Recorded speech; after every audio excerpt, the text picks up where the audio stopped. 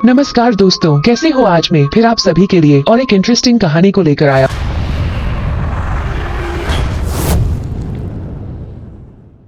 इस कहानी में हम लोग 3 बहनों को देखेंगे। इनमें से बड़ी बहन को एक आदमी से प्यार हो जाता है और वह उसके घर में जाकर अपनी जवानी का प्यास बुझाता है। जैसे ही उसकी छोटी बहनों को यह बात पता चलती है, वह भी उस आदमी के पास पहुंच जाती है ताकि इस आदमी के साथ घपाघप कर सके। दरअसल ये तीनों बहनें चुड़ैल थी जो कि हवस की भूखी थी। तो चलिए बिना देर किए कहानी को शुरू करते हैं। कहानी की शुरुआत में हम लोग एक खूबसूरत लड़की को देखते हैं। वह एक चाय के दुकान में चाय पीने के लिए जाती है। जब वह यहाँ बैठकर चाय पी रही होती है, तभी 2 बदमाश उसे छेड़ते हैं। वही पहले तो उन्हें इग्नोर करती है, लेकिन जब वह लोग अपनी हद पार कर देते हैं, तब वही उन पर हमला कर देती है और उन्हें मार मार कर उनके अंडे फोड़ देती है। इसके बाद वो लोग यहाँ से भाग जाते हैं। ये दोनों लोग अपने बॉस के पास आते हैं। इन दोनों के पिटते हुए चेहरे को देखकर बॉस ये समझ जाता है कि किसी ने इनकी धुलाई कर दी है। उनका बॉस उनसे गुस्से में यह पूछता है, तुम्हें कितने आदमियों ने मिलकर मारा है? तब वह लोग जवाब देते हैं, हमें किसी आदमी ने नहीं बल्कि एक लड़की ने मारा है। यह सुनकर बॉस को बहुत गुस्सा आता है और वह अपने कुछ आदमियों को लेकर वही को मारने के लिए जाता है। लेकिन जाते हुए उन्हें रास्ते में लीसू मिलती है। वो लोग लीसू से वही का पता पूछते हैं। लीसू इन लोगों से कहती है, मैं उसकी बड़ी बहन हूँ और उसने जो भी कुछ गलती की है मैं उसकी भरपाई कर दूंगी। बॉस पूछता है, तुम भरपाई कैसे करोगी? तब लीसू उसे कहती है, मैं अपने अदाओं से तुम्हारे गुस्से को ठंडा कर सकती हूँ। लीसू की यह बात सुनकर सभी लोग एक लाइन में लग जाते हैं ताकि वो लोग लीसू के जिस्म के जलवे देख सके। इस पर लीसू इनसे कहती है, मैं तुम पांचों को अकेली नहीं संभाल सकती हूँ, इसलिए मैं अपनी सहेलियों को बुला लेती हूँ। जैसे ही लीसू की सहेलियाँ यहाँ आती हैं, यह पांचों लोग उन्हें देखकर बहुत खुश होते हैं। ये लोग एक एक लड़की को उठाकर जंगल में मंगल करने के लिए चले जाते हैं। लेकिन जब यह मवाली उन लड़कियों के साथ संबंध बना रहे होते हैं, तभी वह लोग देखते हैं कि यह सारी लड़कियाँ भयानक मूर्तियों में बदल जाती है। यह देख कई लोग बहुत डर जाते हैं और यहाँ से भाग जाते हैं। उन्हें यहाँ से भागता हुआ देखकर वही और उसकी बड़ी बहन बहुत खुश होती है। कुछ देर के बाद इनकी बड़ी बहन कामदेव के मंदिर में जाती है। यहाँ आकर वह कामदेव की पूजा करती है। जब वह यहाँ से पूजा करके बाहर जा रही थी, तभी उसके पास एक साधु आता है और वह उससे उसका नाम पूछता है, जिस पर वह कहती है वह अजनबियों को अपना नाम नहीं बताती है और वह यहाँ से मुड़कर अपने घर जाने लगती है। वह जंगल के रास्ते से होते हुए अपने घर जा रही थी, तभी वह मंदिर वाला साधु फिर से उसके सामने आ जाता है। साधु उससे कहता है, मैं जानता हूँ तुम कौन हो और अगर तुम इंसान बनना चाहती हो तब तुम्हें अपने शरीर के हवस को अंदर दबाकर रखना होगा। साथ ही साथ वह यह भी कहता है, तुम तीनों बहनों पर बहुत बड़ी मुसीबत आने वाली है। लेकिन वह साधु की बातों पर ज्यादा ध्यान न देकर घर आकर वह अपनी बहनों को साधु के बारे में बताती है। ये लोग एक दूसरे से बातें कर ही रहे होते हैं, तभी इनकी पड़ोसन मिस वंग यहाँ आती है। वो यहाँ आते ही तीनों बहनों को गालियाँ देना शुरू कर देती है। असल में वह तीनों बहनों की खूबसूरती से बहुत जलती थी और उसे ऐसा लगता था जैसे ये तीनों बहनें मिस्टर वंग को अपनी खूबसूरती के जाल में फंसा लेंगी, जबकि ऐसा कुछ भी नहीं था। मिसेस वंग जब अपने घर में आती है, तब वह अपने पति से भी झगड़ा करती है और वह तीनों बहनों से अपने पति को दूर रहने के लिए कहती है। इधर हम लोग इन तीनों को देखते हैं। ये लोग अपने देवता के सामने बैठकर ध्यान कर रही होती हैं, लेकिन ध्यान करते हुए इनके दिमाग में मर्दों का ख्याल आने लगता है और ये लोग अपनी हवस मिटाने के बारे में सोचती हैं, जिसके कारण ये लोग ध्यान नहीं लगा पाती हैं। असल में ये तीनों बहनें चुड़ैल थी और ये लोग कई सालों से इंसान बनने के लिए कड़ी तपस्या कर रही थी। कुछ के बाद रात हो जाती है और यह तीनों लोग आराम से सो रहे होते हैं। तभी इनमें से सबसे छोटी बहन जग जाती है क्योंकि उसे बहुत बुरे सपने आ रहे थे। इसके बाद वह बाहर घूमने के लिए जाती है, लेकिन जब वह बाहर आती है तब वह देखती है लीसू खुले में ही नहा रही है और वह साथ ही साथ अपने अंगों को भी सहला रही थी। लीसू की खूबसूरती और उसके भीगे बदन को देखकर वही को भी फीलिंग्स आने लगी और वह भी उसके साथ नहाने लगती है। तभी इनकी बड़ी बहन की नींद खुल जाती है और वह अपनी बहनों को यहाँ नहीं पाती है। जब वह बाहर आता है तो उनके दोनों बहनों को साथ में नहाता हुआ देखती है। दोनों को ऐसा करता हुआ देखकर वह भी गर्म हो जाती है, लेकिन वह अपने हवस को दबा लेती है क्योंकि उसे जल्दी से जल्दी इंसान बनना था। अगले दिन इनमें से बड़ी बहन जंगल में जाती है और वह देखती है कुछ बदमाश एक आदमी का पीछा कर रहे हैं। तभी वह यहाँ आकर सभी बदमाशों को अपनी शक्तियों से मारती है और उन्हें यहाँ से भगाकर उस आदमी की जान बचा लेती है। इस आदमी का नाम जॉन था। वह यहाँ भागते हुए काफी जख्मी हो चुका था, इसलिए फई उसे छोड़ने के लिए उसके घर तक आती है। जॉन का घर काफी बिखरा हुआ था। जब जॉन फ्रेश होने के लिए जाता है तब फिर से फई अपने शक्तियों का इस्तेमाल करती है और सारे सामान को अपनी जगह पर रख देती है। जब जॉन बाहर आता है तब वह अपना साफ सुथरा घर देखता है और वह फई को थैंक यू बोलता है। फई उसे बोलती है, आज के बाद मैं तुम्हारे घर आया करूंगी और यहाँ आकर मैं तुम्हारे सारे काम कर दूंगी। जिस पर जॉन उससे कहता है, मेरे पास इतने पैसे नहीं है कि मैं तुम्हें काम पर रखा रखूं। उसकी बात सुनकर फई उससे कहती है, मुझे पैसों की कोई भी जरूरत नहीं है, मैं तो बस तुम्हारी मदद करना चाहती हूँ। फई अब जॉन को पसंद करती थी, इसलिए वह उसके सारे काम करना चाहती थी। इधर हम लोग वही और लीसू को देखते हैं जो कि अपनी बड़ी बहन का वेट कर रही थी क्योंकि वह सुबह से घर नहीं लौटी थी। कुछ देर के बाद फई घर में वापस आती है, लेकिन वह यहाँ अपनी बहनों को जॉन के बारे में कुछ भी नहीं बताती है। इसके बाद वह एक दिन अच्छे से तैयार होकर जॉन से मिलने के लिए जाती है। सबसे छोटी बहन को उस पर शक होता है, इसलिए वह उसका पीछा करने लगती है। तभी वह नहीं देखती है उसकी बड़ी बहन एक झोपड़ी के अंदर जाती है। कुछ देर के बाद जब वह वह जॉन के घर से निकलती है तब वही जॉन के घर में जाती है ताकि वह यह बात जॉन को कह सके कि उसकी बड़ी बहन यहाँ क्यों आती है। जॉन यहाँ बाथरूम में नहा रहा होता है। वही उसे अचानक देख लेती है और उसे देखकर बहुत घबरा जाती है। जब जॉन की नजर उस पर पड़ती है तब वह उसे भला बुरा कहकर अपने घर से भगा देता है। जिसके बाद वही रोते हुए अपने घर में आती है। उसे रोता हुआ देखकर लीसू उससे कारण पूछती है। इसके बाद वही लीसू को जॉन के बारे में सब कुछ बताती है। उसकी पूरी बात को सुनकर लीसू को बहुत गुस्सा आता है और वह अपनी तलवार निकाल कर जॉन को मारने के लिए निकल जाती है। वह जॉन के घर पहुंचकर उस पर हमला कर देती है। वह उसे मारने की कोशिश करती है जिससे बचने के लिए जॉन उस पर पानी फेंकता है और उसके बदन को गीला कर देता है। जैसे ही जॉन लीसू के भीगे हुए कपड़ों को देखता है उसकी हवस जाग जाती है। वहीं इधर लीसू कब से यह सब चाह रही थी। इसके बाद यह दोनों करीब आते हैं और एक दूसरे को खूब प्यार करते हैं। घपाघप करने के बाद लीसू जब घर आता है तब वही उसे जॉन के बारे में पूछती है। वही कहती है जॉन को मारकर अधमरा कर दिया था और उससे कहा था दोबारा तुम ऐसा मत करना। यह सुनकर वही को बहुत बुरा लगता है और वह जॉन की इस हालत के लिए खुद को जिम्मेदार मानती है। इसके बाद वह जॉन के घर में आती है ताकि उससे माफी मांग सके। वह जॉन के शरीर पर जख्म देखती है और उन्हें देखकर बहुत उदास होती है। लेकिन यह सब तो लीसू का प्यार का निशान था। जॉन भी यहाँ वही को कुछ भी नहीं बताता है। को यहाँ बहुत बुरा लग रहा था, इसलिए वह अपनी गलती का भरपाई करने के लिए जॉन को अपना शरीर सौंप देती है। वही की खूबसूरती को देखकर जॉन का हवस फिर से जाग जाता है और वह उसके साथ भी भयंकर घपाघाप करता है। और वही के जाने के बाद वही यहाँ आती है। वह जब बिस्तर को ठीक करने लगती है तब यहाँ उसे एक हेयर पिन मिलता है। वही के पूछने पर जॉन उसे कहता है मैं यह तुम्हारे लिए लेकर आया हूँ। और वह कहती है तुम मुझसे झूठ बोल रहे हो क्योंकि यह तो मेरी बहन का है। तब जॉन उसे सारी सच्चाई बताता है और वह उससे माफी मांगता है। तब वही कहती है मैं तुम्हें एक शर्त पर माफ कर सकती हूँ। तुम्हें मेरे साथ भी वैसा ही घपाघप करना होगा जैसा मेरे बहनों के साथ किया। ये कहते हुए वही अपने कपड़े उतार देती है। इसके बाद जॉन उसके साथ भी घपाघप करता है। हम लोग तीनों बहनों को उनके घर पर देखते हैं। यह लोग यहाँ खाना खा रही होती है। ये लोग साथ तो बैठी हुई थी लेकिन दूसरे से कोई भी बात नहीं करती है। अपनी बहनों को नजरें चुराता हुआ देखकर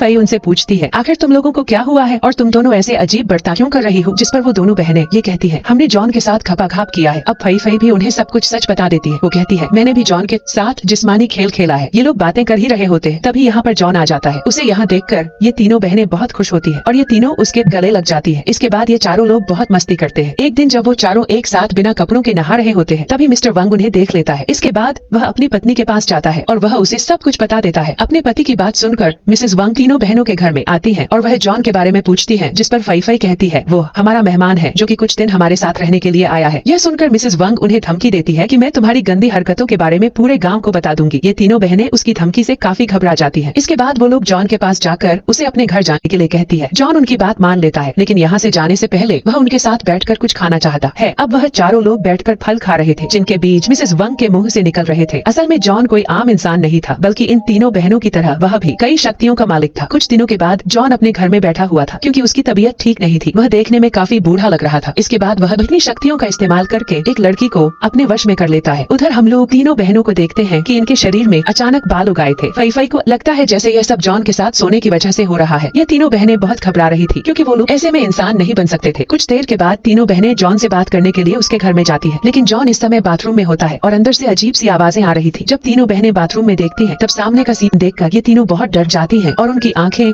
खुली की खुली रह जाती हैं क्योंकि जॉन एक भयानक शैतान में बदल चुका था और वो उस लड़की को जिंदा खा रहा था जिसे उसने अपने बस में किया था। जॉन का भयानक रूप देखकर वही उस मंदिर वाले साधु के पास जाती है और वह उससे मदद मांगती है। साधु उससे कहता है मैंने तो तुम्हें पहले ही कहा था कि तुम्हें अपने हवस को दबाकर रखना है लेकिन तुम ऐसा नहीं कर पाई। जब वही उसे और भी रिक्वेस्ट करती है तब साधु उसे जॉन से छुटकारा पाने का उपाय बताता है। इसके बाद ये तीनों बहनें घर में आकर जॉन का एक पुतला बनाकर उस पर काला जादू करती है। इस जादू का जॉन पर जल्दी असर होने लगता है। जॉन भी अपनी शक्तियों का इस्तेमाल करके यह समझ जाता है कि उसके साथ यह सब क्या हो रहा है और कौन उस पर काला जादू कर रहा है। इसके बाद वह तुरंत यहाँ पहुँच जाता है और इन तीनों बहनों से लड़ाई करता है। इसके बाद वह इन तीनों को अपने वश में कर लेता है। जैसे ही वो लोग इसके बस में आती है यह तीनों अपने कपड़े उतार देती है लेकिन तभी अचानक साधु यहाँ आ जाता है और वह इन तीनों बहनों को जॉन के जादू से आजाद करता है। आखिर में साधु अपनी शक्तियों का इस्तेमाल करके जॉन को मार देता है। इसके बाद इन तीनों बहनों को अपने किए का पछतावा होता है। असल में जॉन एक बूढ़ा राक्षस था जो कि लड़कियों के साथ संबंध बनाकर जवान और तंदुरुस्त रहता था। जहाँ कहीं भी लड़कियों की हवस जागती थी जॉन वहाँ। अगर आप मेरे चैनल पर नए हैं तो मेरे चैनल को सब्सक्राइब कीजिए, लाइक कीजिए और बेल आइकन के बटन को प्रेस कीजिए।